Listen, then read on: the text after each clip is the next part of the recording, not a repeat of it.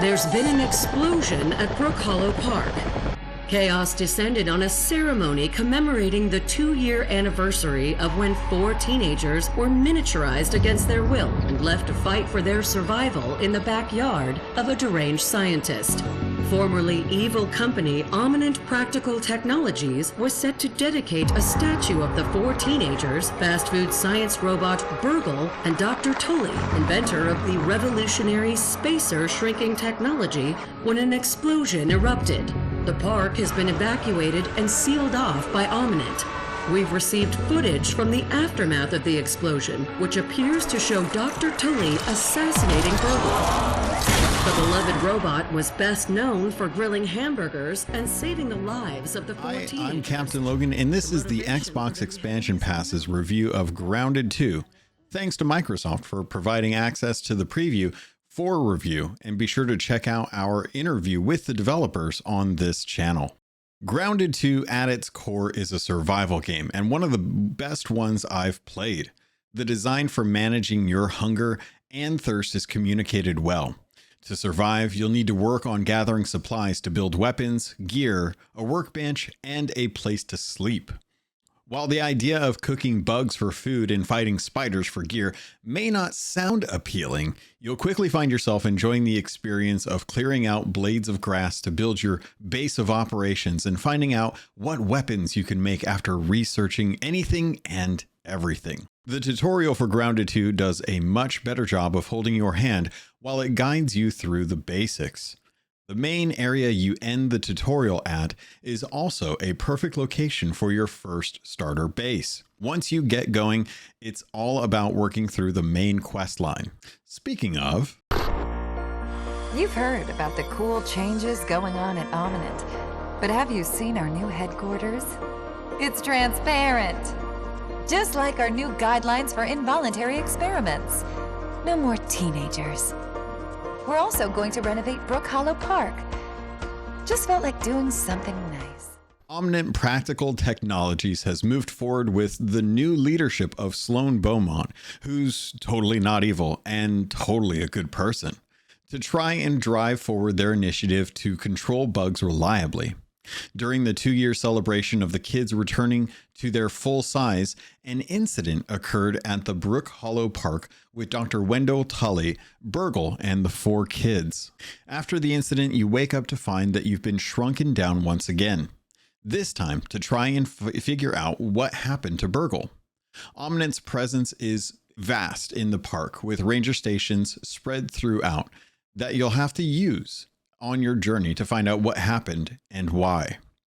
It's not long before you discover a mysterious person is hacking into Ominant's systems and taking control of insects to disrupt Ominant's experiments. It's now up to you and your friends to find Burgle, stop the mysterious person's attacks, and find out what happened to Dr. Tully after the ceremony. Enemy types in Grounded 2 leave much to be desired, and so far, there are only a handful of new additions to the game in the form of scorpions, butterflies, and cockroaches. 2 of these will test your combat ability, while the other is straightforward enough in its design.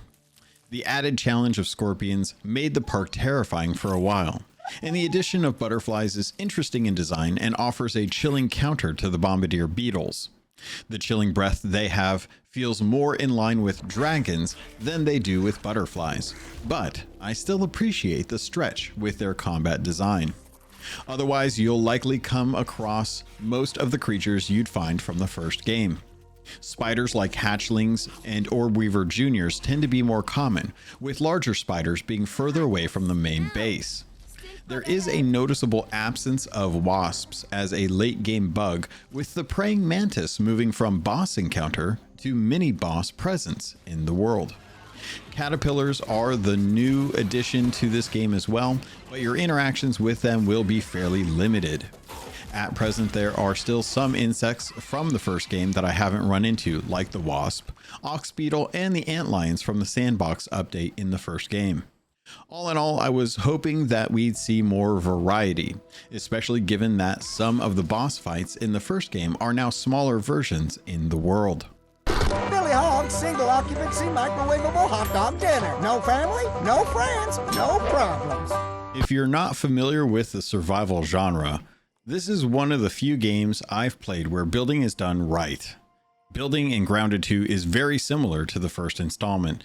There are a few things that have changed with one new material that you can use, but the preview doesn't currently offer the full range of building materials that were possible in Grounded 1.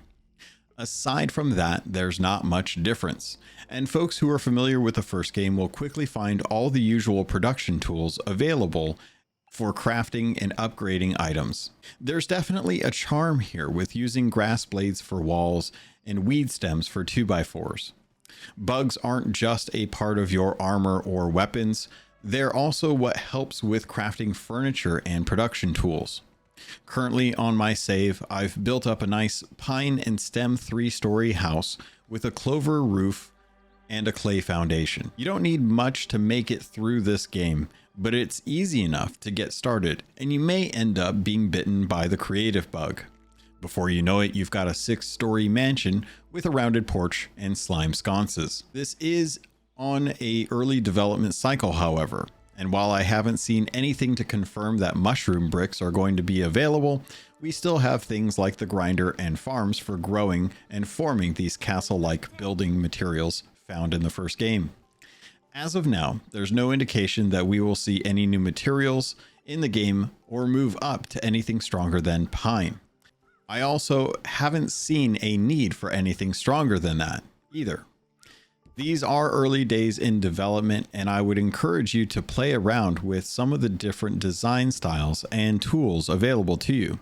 There's not much in the way of physics necessary to be able to create whatever you want when it comes to building, as supporting structures are minimal, and if you want to build a levitating bridge halfway across the world, you're actually free to do so. And that's one thing that I do like, even if it does seem strange.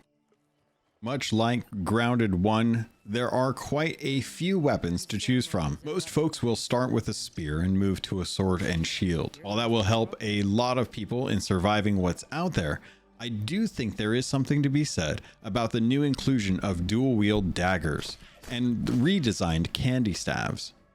At present, I've moved away from my normal two-handed smash build and gone for a dual-wield model.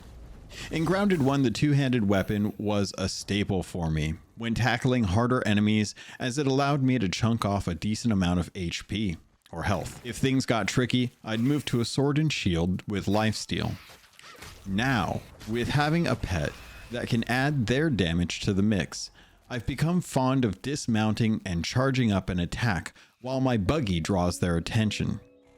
Daggers are the DPS choice for me in Grounded 2, and being able to sneak around with the crouch feature and charge up a lunge attack is satisfying to the nth degree. Nothing makes you feel more powerful than one-shotting most creatures in the world. With that said, folks who played through the first game will be happy to hear that many of their weapons are coming back. I know many people appreciate the mosquito needle and the ant club. The new iteration of candy staves is where I feel the game is coming up short. I never had a chance to play with the staves in the first game, so I can't personally speak to how they compare. But having played with both the Scorching Orb and the Glacial Sting with the mage-themed armor sets to help with stamina, I can say that both work, but not as well as your melee weapons. The Scorching Orb, as you can assume, deals sizzle damage by lobbing boiling goo towards enemies. The damage over time here is good, but you will find yourself constantly backing away to keep free of getting attacked. In a similar vein, the Glacial Sting can throw fresh candy to chill foes, till eventual buildup will cause them to freeze and take more damage when you shatter them. By the time I got these two mid-tier weapons, I was well beyond the area where their power would benefit me, as I had to get my Omni Tool leveled up high enough to be able to smash the respective candies for the shards needed to make these weapons.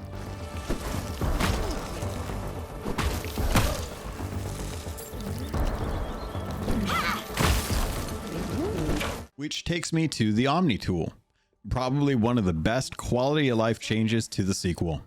With Grounded 1, you had 4 tools to get you through your survival adventure: a hammer, an axe, a shovel, and a repair tool. The benefit of the Omni Tool is the ability to take the tools out of your inventory and just add the functionality as a baseline action when you want to harvest. So how does it work? Well, the Omni Tool, as hinted in the Latin base of its name, changes shape depending on what you're doing. If you're looking to cut down grass, it pops out an axe blade. If you need to dig something up, a spade head comes out. It's instant and doesn't require you to pick and choose what tool you need to use.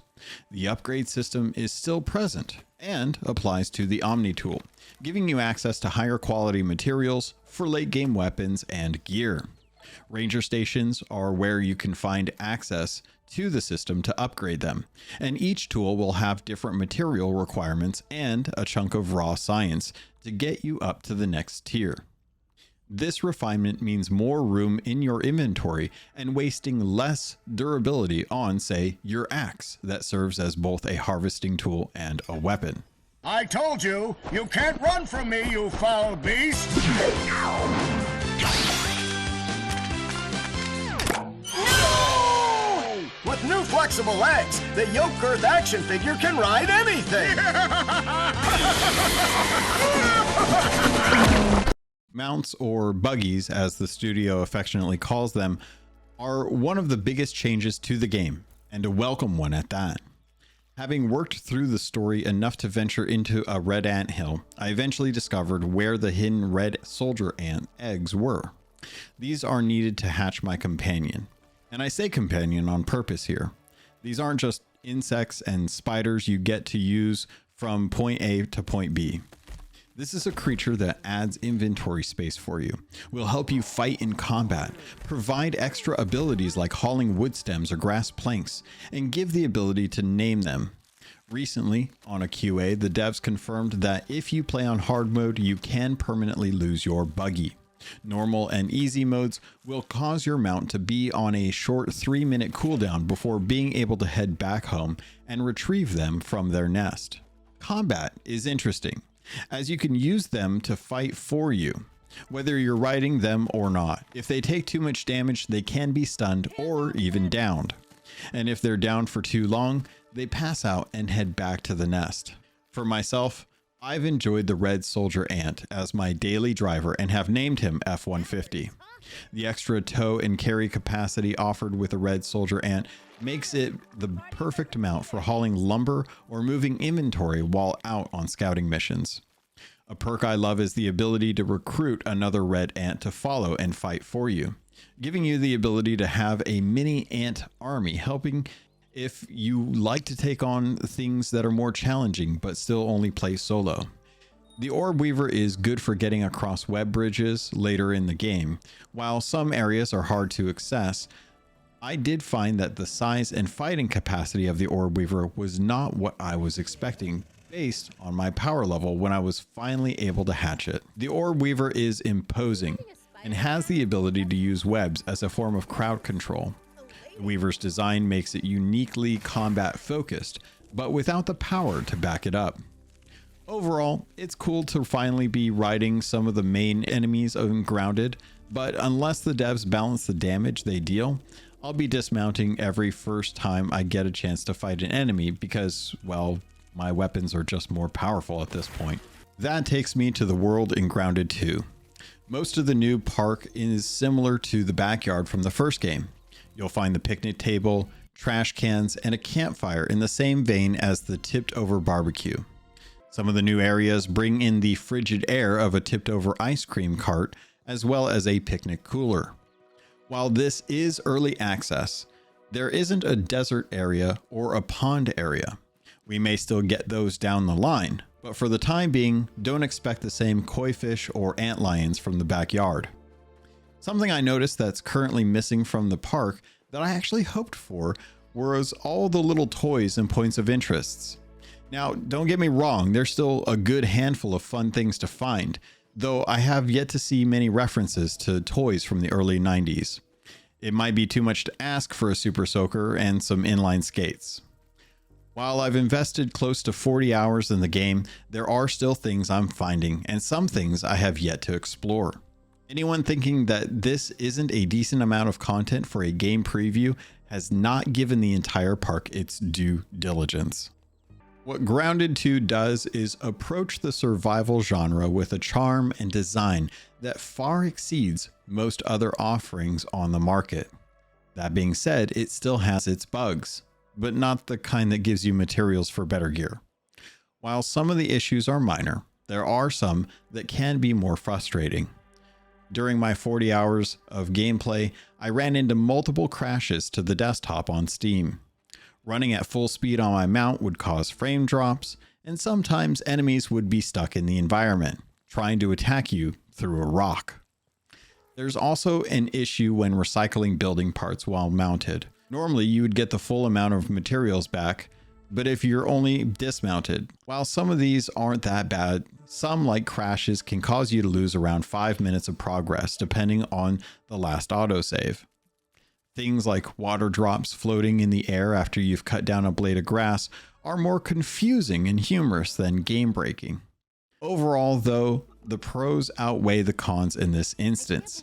And while I hope these things get fixed, I have still loved my time with the preview and look forward to what the team has in store for the rest of the game. While Xbox doesn't do numbered score reviews, I would recommend that you go out and play this, especially with it being on Game Preview. There is tons of content in this preview and plenty if you're a fan of the first Grounded game. Thanks again to Microsoft for providing access to this preview and to Obsidian for putting out a sequel that I, well, just was not ever anticipating.